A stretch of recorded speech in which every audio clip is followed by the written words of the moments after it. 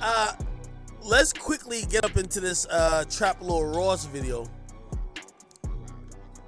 Apparently, Trap Lord Ross dropped a 3-hour video. Bro, you know what the craziest part of this whole video is? Warning, this... Oh, the craziest part of the video is, look at the description, bro. 7 murders.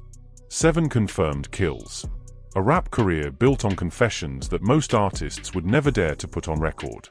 And a documentary so controversial, so explosive, so deeply researched that YouTube pulled it down the moment it started going viral.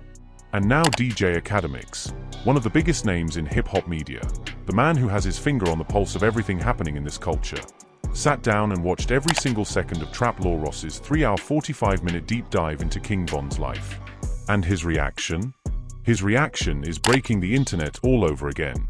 Because here is what you need to understand before we get into this. Trap Lord Ross did not just make a rap video essay. He did not just compile some clips and add a dramatic voiceover. This man spent months, researching King Von's life from Oblock to Atlanta. From his first alleged body to his last breath outside that hookah lounge in November 2020. He connected dots that law enforcement had not publicly connected. He presented evidence, witness accounts, timeline breakdowns that made 7 million people stop everything they were doing and watch. And Akademiks just told the world exactly what he thinks about all of it. Stay locked in. Because this changes everything you thought you knew about King Von. Now before we get into Akademiks' full reaction, before we break down every single thing he said, every moment where he paused, every moment where even he had to sit back and process what he was watching, we need to set the foundation. We need to go back to the beginning.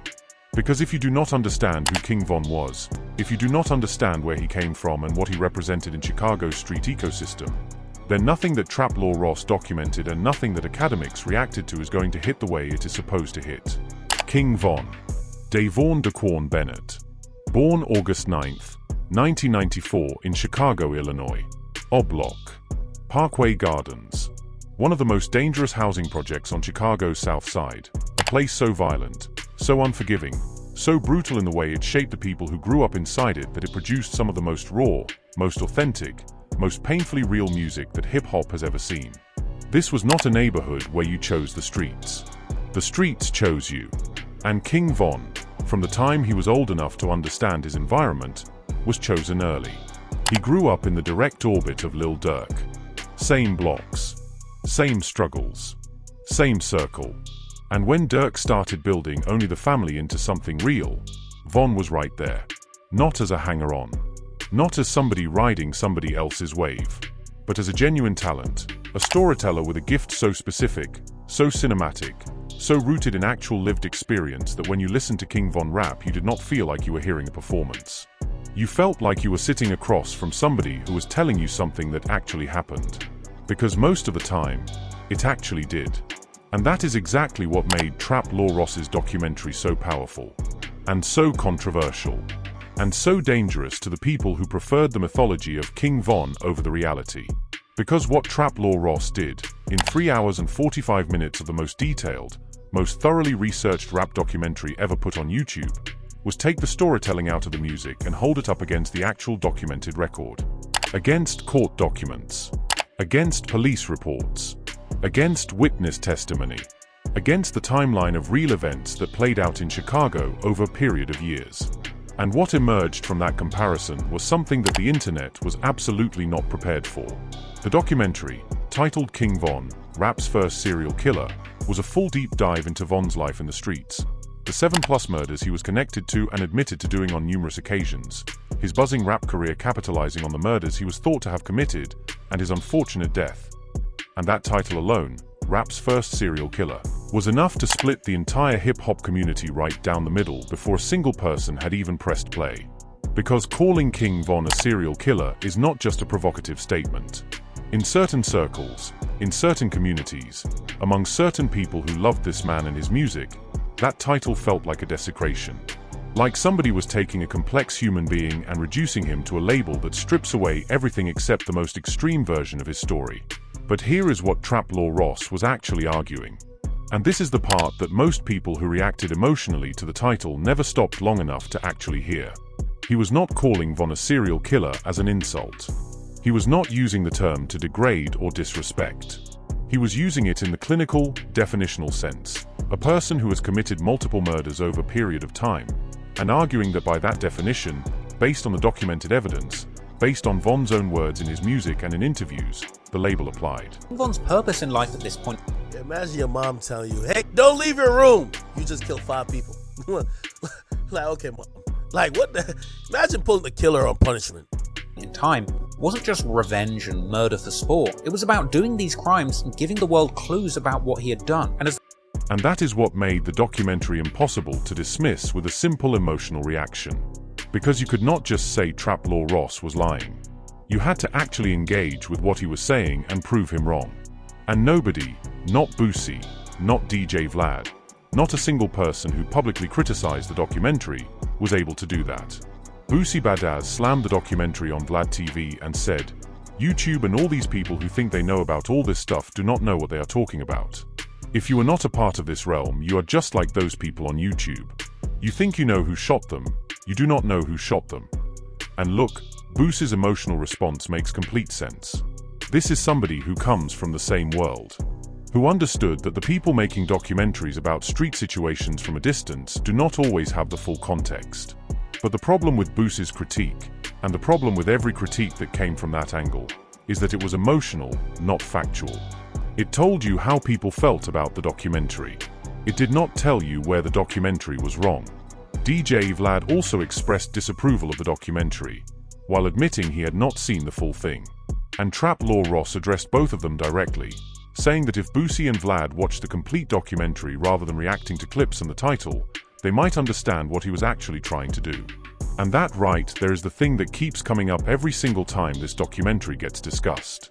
The people with the loudest objections are consistently the people who engage with it the least, who reacted to the title, who watched 30 minutes, who saw a clip on Twitter, and formed a complete opinion based on an incomplete picture. Which brings us to DJ Akademiks. Because Akademiks are not Boosie. Akademiks is not DJ Vlad. Akademiks is somebody who built his entire platform on being willing to engage with uncomfortable truths about hip-hop culture, on being willing to say the things that other media personalities dance around, on being willing to sit in the discomfort of a situation rather than immediately retreating to the safe, comfortable, crowd-pleasing response. And when Akademiks decided to do a full reaction to the Trap Law Ross documentary, not a clip reaction, not a 10-minute summary, but a full reaction, the community knew that something significant was about to happen. Because Akademiks had access to the complete documentary. 3 hours and 45 minutes of the most in-depth and detailed research Trap Law Ross had ever done. Every piece of evidence. Every court document reference. Every timeline reconstruction. Every moment where Von's own words in his music lined up with documented real-world events in ways that were impossible to explain away as coincidence or artistic exaggeration. And Akademiks sat through all of it, processed all of it, and then came to his audience with a reaction that nobody was fully prepared for. Because the first thing Akademiks acknowledges, the thing that sets the tone for his entire reaction, is that this documentary is not what he expected. He expected something sensational. Something designed to drag Von's name through the mud for clicks and controversy. What he got instead was something methodical. Something structured. Something that presented its argument with a level of care and a level of research that demanded to be taken seriously whether you agreed with the conclusion or not. And that acknowledgement alone, coming from DJ Akademiks, sent shockwaves through the community. Because if Akademiks is saying this documentary deserves to be taken seriously, then something in that 3 hours and 45 minutes hit differently than the title suggested it would. And that something is exactly what we are about to get into right now. Because what Akademiks gets into next is the part that separates this documentary from every other piece of content that has been made about King Von since his death in November 2020. And there have been a lot of pieces of content. Tribute videos, career retrospectives, street documentaries, interview compilations, fan edits. You name it. The internet has produced it in the years since Von passed. But what Trap Law Ross did was something that none of those other pieces of content attempted. He went to the source. He went to the documents. He went to the court records. He went to the actual evidentiary trail that existed in the real world outside of music and social media. And he built his case from the ground up using material that was verifiable, checkable, and impossible to simply dismiss because you did not like what it was saying. And Akademiks, who has spent years covering Chicago rap, covering OTF, covering the legal situations that have surrounded Lil Durk and his circle, Akademiks recognized immediately what he was looking at. He recognized that Trap Law Ross had done the kind of homework that most people who talk about these situations never do. And that recognition is what you can hear in his reaction from the very beginning. There is a shift in his tone, a seriousness that does not always come through when Akademiks are covering lighter entertainment news. Because this is not light. This is the documented life and alleged crimes of a real human being who left behind a real family, real fans, and a real legacy that is still being debated years after his death. Now let us talk about what the documentary actually presents. Because this is where it gets deeply important and deeply complicated at the same time. Trap Law Ross documented Von's connection to 7+ murders, killings he was connected to and in many cases admitted to on numerous occasions through his music, through interviews, and through the documented record of his interactions with law enforcement. And what makes Von's case so uniquely complex, what makes the serial killer framing so provocative and yet so difficult to simply dismiss, is that unlike most situations where somebody's street life and their art life exist in separate compartments, Von actively chose to collapse those two worlds into one. His music was his confession. That is the argument at the core of the documentary. And it is an argument that Akademiks engage with seriously because the evidence for it is sitting right there in the discography for anyone willing to listen with honest ears. Songs like Took Her to the O, like Problems, like Crazy Story, where Von tells a first-person narrative of a violent confrontation with a level of specific detail that goes so far beyond generic street rap that it becomes impossible to hear it as pure fiction. The specificity is the thing. The way he remembered exact moments, exact feelings, exact physical sensations. That level of detail does not come from imagination. It comes from memory. And Akademiks points this out in his reaction in a way that lands hard. Because he is not just a casual listener. He is somebody who has interviewed artists, who has sat across from people who came from these environments, who understands the difference between performance and testimony. And his read on Von's music, informed by everything Trap Law Ross laid out in the documentary, is that what Von was doing was something that hip-hop had never quite seen before at that scale. He was not rapping about the streets. He was rapping from the streets. In real time. As events were still unfolding. As the bodies were still being counted. Now here is where the conversation gets even more layered. Because Akademiks also addresses something that the documentary touches on, but that a lot of people in the community have been reluctant to engage with honestly.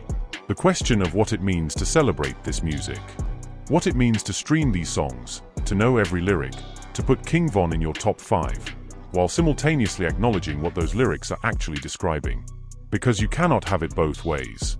You cannot hold Von up as a musical genius for the specificity and the authenticity of his storytelling and then refuse to reckon with what that specificity and authenticity is pointing toward. And this is not an attack on Von's fans. This is not about judging people for loving the music. The music is genuinely extraordinary. The talent was real. The charisma was undeniable. But Akademiks is making the point that Trap Law Ross's documentary forces a conversation that the culture has been avoiding, about what we valorize, about what we reward, about what it means when we turn real violence into streaming numbers and playlist placements and platinum certifications without ever stopping to ask what is actually being documented in those songs. The documentary was pulled from YouTube initially after going viral before a shorter version, approximately 30 minutes shorter, was re-uploaded and amassed over 7 million views. And that number, 7 million views, tells you something important about where the culture actually stands on this question regardless of what people say publicly. 7 million people clicked play. 7 million people chose to engage with the most uncomfortable, most detailed, most unflinching examination of King Von's life that has ever been put together. And the vast majority of those 7 million people were not watching because they hated Von. They were watching because they loved him and they wanted to understand him. They wanted the full picture, even if the full picture was difficult. And that is what Akademiks respect about what Trap Law Ross did. Not the title. Not the provocative framing. But the underlying commitment to giving the audience the complete story rather than the comfortable version. Because the comfortable version of King Von's story is easy to tell. Talented kid from the south side of Chicago. overcoming impossible circumstances, built a rap career that was on the verge of becoming something truly historic. Taken too soon at 26 years old outside a hookah lounge in Atlanta on November 6, 2020, after confrontation that his own circle has disputed the official narrative of ever since. That story is true. Every part of it is true. But it is not the complete story. And Trap Law Ross's argument, and the argument that Akademiks finds himself unable to simply dismiss after watching the full documentary, is that the complete story includes the other side of Von's life. The side that existed in the streets of Oblak before the music. The side that the music was actually documenting. The side that resulted in multiple people losing their lives and multiple families being permanently destroyed in ways that do not get talked about when we celebrate the artistry. And Akademiks goes somewhere in his reaction that nobody expected him to go. He brings up the victims. Not in a way that attacks Von. Not in a way that celebrates what happened. But in a way that acknowledges that every story has more than one side. Behind every King Von lyric about a body, there is a real person who is no longer alive. A real family that is still grieving. A real community that absorbed that loss and kept moving because that is all they knew how to do. And sitting with that reality, really sitting with it, changes the way you hear the music. Not necessarily for the worse. But honestly, completely. Without the filter that fame and admiration put between us and the truth. And then Akademiks says something that nobody in the comment section was prepared for. Something about what the documentary reveals, not just about King Von specifically, but about the entire ecosystem that produced him. About Chicago. About Oblak. About what it means that a city can generate this level of talent and this level of violence simultaneously, and what that says about the systems that created the conditions for both to exist in the same human being at the same time, because that is the question that nobody in hip-hop media has been willing to sit with long enough to actually answer. What does it mean that Chicago, specifically the South Side, specifically the housing projects, specifically the communities that produced King Von and Lil Durk and Chief Keef and countless others, what does it mean that these same streets that generated so much pain and so much loss also generated some of the most culturally significant music of the last 15 years? What is the relationship between the violence and art? And is it possible to celebrate one while honestly reckoning with the other? Akademiks do not pretend to have a clean answer to that question. And that honesty, that willingness to sit in the complexity rather than rushing to a comfortable conclusion, is what makes his reaction to this documentary so significant. Because in a media landscape where everybody has a hot take ready before the video even finishes loading, Akademiks takes his time. He lets the weight of what Trap Law Ross documented actually land. He does not immediately pivot to defending Von. He does not immediately pivot to condemning the documentary. He sits in the middle of it and thinks out loud. And watching somebody with his platform do that, watching somebody who built his career on being quick and decisive and opinionated actually slow down and process, tells you everything about how seriously this documentary hit him.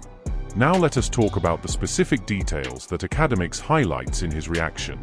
Because beyond the broader philosophical questions about art and violence and legacy, there are specific factual elements in the Trap Law Ross documentary that Akademiks zeroes in on as the most significant, the most revealing, the most impossible to explain away with a simple defense of artistic expression. The first is the timeline. Trap Law Ross spent 3 hours and 45 minutes constructing the most detailed timeline of King Von's street life ever assembled for public consumption, mapping specific alleged incidents to specific songs, specific lyrics to specific documented events, specific confessions and interviews to specific moments in the legal record. And when you see that timeline laid out in full, when you see how precisely the music tracked with the real-world events, the argument that Von was simply rapping about fictional scenarios or exaggerating for artistic effect becomes extraordinarily difficult to maintain. The second thing Akademiks focuses on is Von's own words in interviews. Because Von was not shy about what he was saying. He was not cryptic. He was not hiding behind metaphor. In multiple interviews, captured on camera, preserved on YouTube, available for anyone to watch, Von made statements about his life in the streets that went far beyond what most artists would ever say publicly. He talked about specific situations with a casual specificity that suggested he was not concerned about consequences, that he felt protected by something, whether that was legal strategy, street code, or simple confidence that the system would not reach him. And in the documentary, Trap Law Ross assembles those interview moments alongside the documented record in a way that creates a picture that is genuinely stunning in its clarity. And the third element, the one that academics say hit him the hardest personally, is the human cost. Not the abstract human cost. The specific human cost. The actual people. The actual families. Because what Traplaw Ross does in the documentary that almost nobody else has done is he names the victims. He talks about who they were. He gives them context and humanity outside of their relationship to King Von's story. And that choice, the deliberate, intentional choice to center the humanity of the people on the other side of these situations, is what elevates the documentary from controversy to genuine journalism. That is what separates it from being exploitation and makes it something closer to reckoning. And Akademiks, to his credit, acknowledges that. He says that the victim's piece is the part that stayed with him longest after the documentary ended. Because in the culture, in the music, in the way these stories get told and celebrated and streamed, the victims are almost always absent. They are the unnamed figures in the background of someone else's narrative. They are the bodies that gave the survivor something to rap about. And Traplaw Ross's decision to bring them forward, to make them visible, to insist that they matter as much as the person who allegedly took their lives, that is the documentary's most powerful and most overlooked contribution to this conversation. Now Akademiks also addressed the backlash directly. Both Boosie Badazz and DJ Vlad came out against the documentary, with Boosie saying that the people making these documentaries were not there and do not know what actually happened, while Traplaw Ross pointed out that both of them had not actually watched the complete documentary before forming their opinions. And Akademiks, who has his own complicated history with both of those figures, makes a point that is simple but devastating. He says, "You cannot critique what you have not consumed. You cannot say a documentary is wrong if you have not watched it long enough to identify where it is wrong." And the fact that the loudest critics of this documentary were consistently people who admitted to engaging with only a fraction of it tells you something important about the nature of that criticism. It tells you that the objection was not really to the evidence. The objection was to the existence of the conversation at all. And that is the deepest thing that Akademiks surface in his reaction. The resistance to this documentary is not really about Traplaw Ross. It is not really about the 3 hours and 45 minutes of research. It is about the discomfort of being asked to hold two things simultaneously, the love for the art and the honest acknowledgement of what the art was documenting. The culture has built enormous infrastructure around celebrating King Von. Platinum plaques, tribute concerts, fan pages, anniversary posts. And all of that celebration is built on a foundation that this documentary is asking people to look at directly for the first time. And looking at it directly is uncomfortable. It is supposed to be uncomfortable. Because the truth about King Von, the complete truth, not the curated posthumous legacy version, is not a comfortable truth. But here is what Akademiks concludes. And this is the part that I think is going to stay with people long after this video ends. He says, "The existence of this documentary does not diminish King Von. It does not erase the music. It does not take away what he meant to the culture or what he meant to the people who loved him. What it does is demand that we love him honestly, that we celebrate him completely, that we hold the full picture of who he was, the extraordinary talent and the documented reality of his street life, without flinching away from either side. Because the sanitized version of King Von is not a tribute to him. It is a disservice. The real tribute is the complete truth. Even when the complete truth is hard. Even when it requires us to sit with questions we would rather not ask. And that, right there, is why DJ Akademiks reacting to this documentary matters. Not because Akademiks are the final word on anything, but because someone with his reach, his credibility, and his history with this culture chooses to take something seriously. It signals to the entire community that serious engagement is not just permitted. It is necessary. King Von deserves to be remembered fully. Not partially. Not conveniently. Fully. And this documentary, uncomfortable as it is one of the most significant steps toward the complete remembrance that the culture has produced since his death. And that is the full picture that nobody else is breaking down for you today. We went deep into DJ Akademiks' complete reaction to the most controversial rap documentary ever made. We covered the 7+ murder allegations documented in 3 hours and 45 minutes of research. We covered Boosie's emotional reaction and why it missed the point. We covered DJ Vlad's criticism and why Traplaw Ross had the receipts to push back. We covered the 7 million views that proved the culture wants this conversation even when it pretends it does not. And we covered what Akademiks ultimately concluded, that loving King Von honestly means loving the complete picture, not just the comfortable parts. Now I need to hear from you. Do you think Trap Law Ross was right to make this documentary? Do you think calling King Von Rap's first serial killer was fair based on the evidence? Or was it disrespectful to his legacy and his family? Do you think DJ Akademiks took the right approach by engaging seriously with the content instead of dismissing it? And most importantly, do you think hip-hop as a culture is ready to have this honest conversation about the relationship between street violence and the music we celebrate? Or are we still too emotionally invested in the mythology to look clearly at the reality? Drop everything in the comments, because this is one of those conversations that needs to happen in the open. Not in whispers. Not in private DMs. Right here, right now, in front of everybody. Because the only way this culture grows is if we are willing to ask the hard questions out loud. If this breakdown gave you something that no other channel gave you today, hit that like button immediately. Share this with somebody who has strong opinions about King Von's legacy, because they need to see what Akademiks actually said before they form their final take. And if you are not subscribed, you are genuinely missing out, because this is where the real analysis lives. Hit subscribe. Hit the bell. Do not miss a single upload. We are not done with this story. Not even close. King Von's legacy is still being written, and we are going to be here for every chapter of it. Rest in peace to Davon Daquan Bennett. The complete version of you, all of it, deserves to be remembered.